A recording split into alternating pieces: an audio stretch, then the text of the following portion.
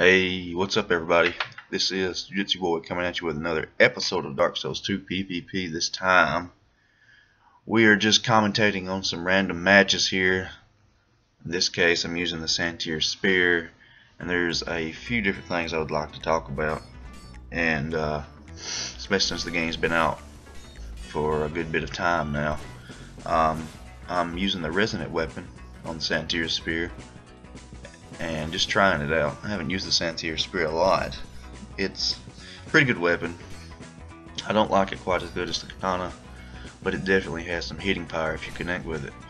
And I'm not able to one-hand the weapon here as I don't have the strength. I was just trying it out. And the one-handed moveset actually has a long poke, which would probably be better to mix that up with your two-handed. In that way, you can kind of mix things up, and you have a method of a long-range attack to add along with the running R1, which depletes your stamina.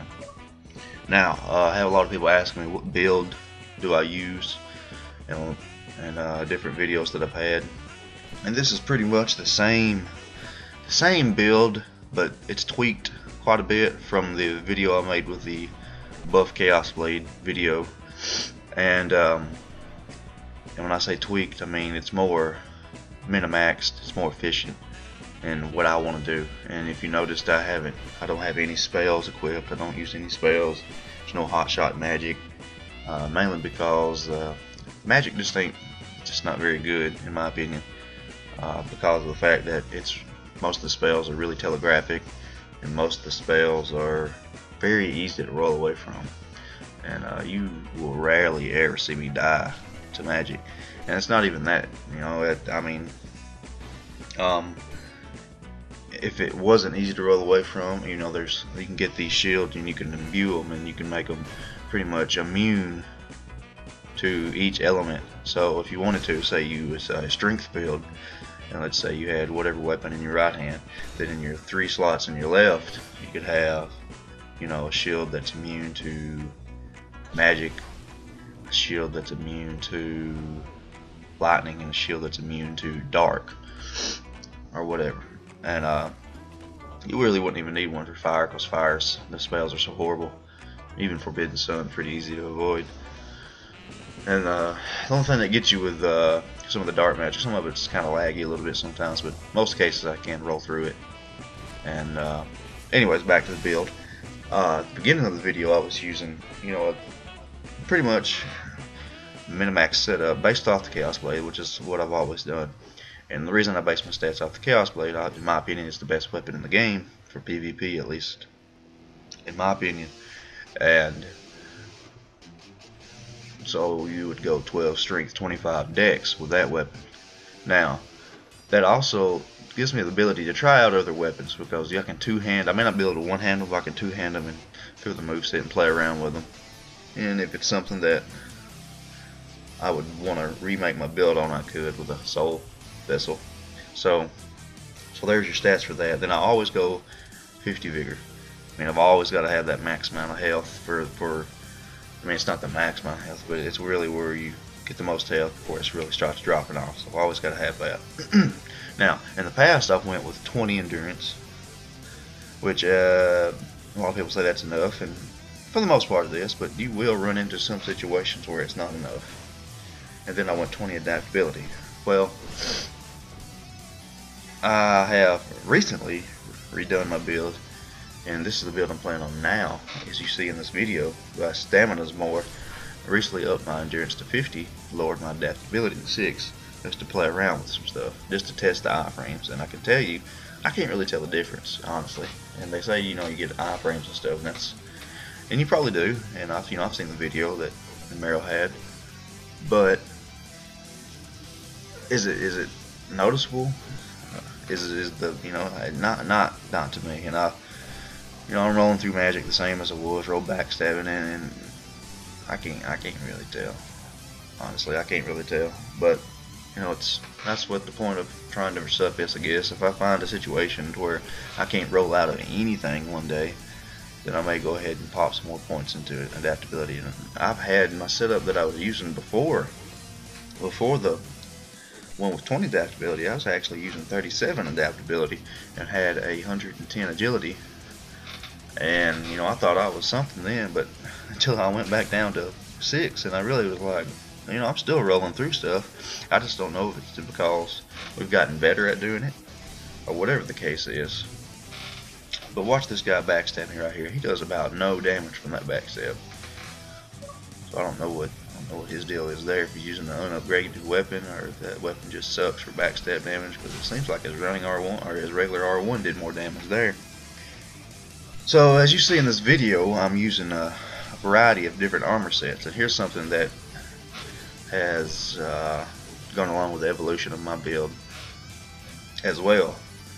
At the beginning of the video, you saw I was using Gower's ring to protect from backstabs, and I probably would if I was going to seriously fight somebody. But that ring is so heavy, and that ring is just I don't really like it. So I mean, I don't care if I get backstabbed. You know, I'm not playing to. I don't know. I mean, it doesn't matter unless, you know, if I was having a series of matches with somebody, I might equip it. If it was, you know, having the best of, you know, first to win 10 matches or whatever, you know, I would probably equip it. But doing stuff like this, just testing out stuff, you know, trying different armor sets, I really didn't care at this time. So, but if, like I said, if I was, but as far as equipment goes, I'm usually having, you know, one of the elemental rings on, and then I've always, you know, like I was talking about earlier in my build, I've, you know, dropped down intelligence 10 and faith 10 to on the resonant weapon and the great magic barrier that way, because those buffs don't scale with anything. They do the same amount of damage if you have, you know, 10 intelligence and faith, or, you know, 50 intelligence and faith. They don't really, and the scaling's so messed up on the elemental weapons. When you do imbue it, it doesn't really give you that much more damage, you know. So you might as well put the points into either vigor or vitality or endurance, you know, something that would benefit your character more, other than maybe 20, 30 extra damage. So, but yeah, I'm trying different armor setups here. And at the beginning, I always would want to go with light armor, you know, something below 25% equipment load, and that way I could roll further. And it wasn't even rolling farther away or having a longer roll distance that really influenced my decision. It was the ability to recover stamina more quickly. Because I remember doing a test, and if you was like below, like in the 20s or even in the 15s on equipment load percentage, you know, you recovered stamina about a second faster than if you was in the 30s and 40s. And combine that with the Chloranthy ring. So that's something that really would influence my decision to go, you know, keep my defense in the 300s and then go ahead and have a quicker stamina recovery rate, I guess you would say. However, now, you know, I'm going elemental defense. You know, I was using like the witch's robe and the hexer's boots and warlock's mask, you know, all that ridiculous looking stuff, and really getting my elemental defense high, then using one of the rings and stuff like that in GMB. And you know, I was pretty much, you know, I had a light equipment load there. I looked stupid, but I had a light equipment load, and I'm able to withstand a lot of elemental attacks from people's buff weapons. But I mean, I can still get a pretty good elemental defense. And now I'm going ahead and putting some points into the physical defense, you know, 700-800, and combining that with elemental defense. And if I would put 20 into strength, you know, I could use a couple pieces of the Havel's armor. And but I haven't done that, which I don't think is necessary. But that really gives me good defense when it comes to whatever I'm fighting. You know, balanced across the board. You can tell by this backstab here, this guy doesn't do that much.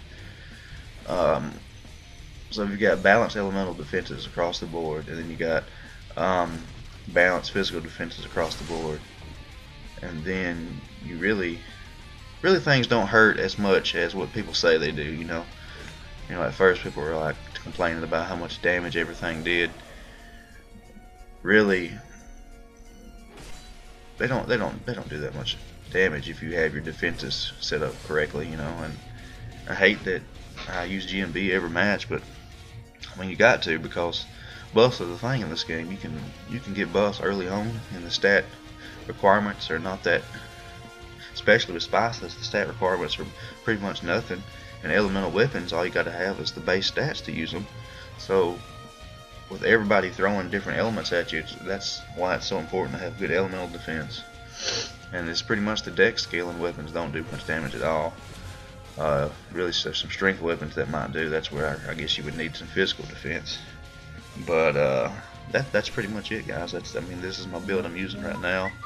I'm not digging any of the magic yet. It's just too slow, and they probably fix that soon. I don't know, maybe April 25th when the PC release is, I believe. But yeah, guys, that's pretty much it. I hope you enjoyed this video. Be sure to check out my other videos and stay tuned to future videos. And guys, I will see you next time. Later.